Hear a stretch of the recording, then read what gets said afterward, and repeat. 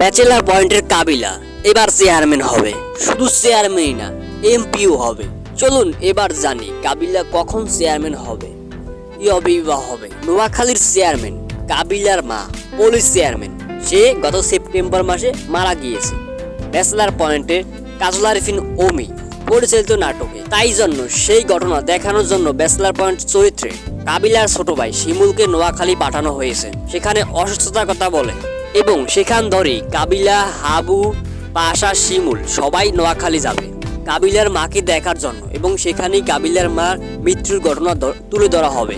তাহার পরে কাবিলাকে সেই জায়গার অস্থায়ী চেয়ারম্যান হিসেবে বসানো হবে কাবিলার মায়ের পরিবর্তে এবং সেখান ধরেই কাবিলার রাজনৈতিক পথ শুরু হবে। তাহলে বোঝা যাচ্ছে এবার ব্যাচেলার পয়েন্টের রাজনৈতিক পথ দেখানো হবে।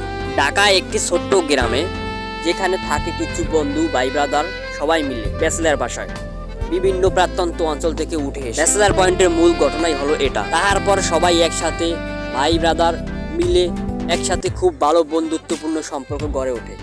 তারা একসাথে বছরের পর বছর থাকে, তাদের নিজের বাসা বাড়ি ছেড়ে ওই জায়গায় তারা তাদের বাপ ভাই সব বানিয়ে ফেলে, বড় ভাই ছোট ভাই এমনকি বন্ধু বান্ধব, তাদের একে অপরের জন্য ভালোবাসা জমে যায়। কাবিলাকে নোয়াখালীর চেয়ারম্যান এবং এমপি বানানো হবে। সেখানে গ্রাম অঞ্চল শহর অঞ্চল সব দেখানো হবে, সব জায়গায় তাদের বিপক্ষ দলও থাকবে, এমনকি সেই জায়গায় ইলেকশনও দেখানো হবে। এখন কথা হলো সেটা কবে দেখাবে, সেটাই আমরা দর্শকরা অপেক্ষায় আছি। অনেক দিন ধরেই দর্শকদের একটা আগ্রহ চাওয়ার ছিল, সবাই পেশা কর্মে যাচ্ছে কাবিলার বন্ধু বান্ধব ব্যাচেলার বাসার, কিন্তু কাবিলার কোনো গতি হচ্ছে না।